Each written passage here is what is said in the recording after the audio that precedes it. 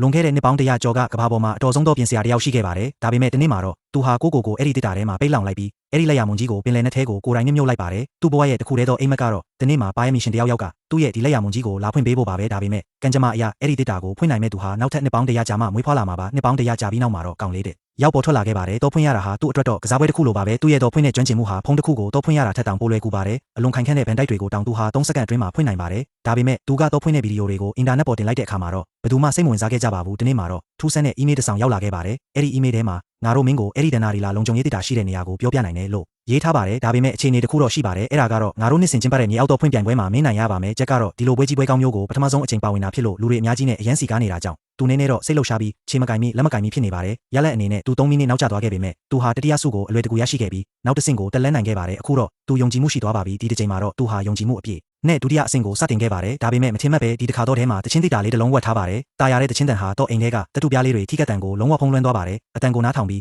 တော့ဖွင့်ဖို့ဆိုတာလုံးဝမဖြစ်နိုင်တော့ပါဘူးအဲ့ဒီအချိန်မှာပဲဂျက်ဟာသူ့ဘေးကလူတစ်ယောက်ကိုတတိထားမိသွားပါတယ်တချင်းတန်ဟာအဲ့ဒီလိုအပေါ်မှာဘာတရားမှုမှမရှိပါဘူးသူဟာ10မိနစ်အတွင်းမှာပဲတော့ကိုအလွယ်တကူဖွင့်လိုက်ပြီးဘိုလ်လူပွဲကိုတိုက်ရိုက်တက်လန်းသွားတာကိုတွေ့လိုက်ရပါတယ်ဂျက်တေချာချီးလိုက်တဲ့အခါမှာတော့သူဟာတခြားသူမဟုတ်ပဲဂျုံဖြစ်နေပါတယ်သူဟာလွန်ခဲ့တဲ့10နှစ်လုံးတော့ဖွင့်ပြိုင်ပွဲမှာချန်ပီယံဖြစ်ခဲ့သူပါနောက်ဆုံး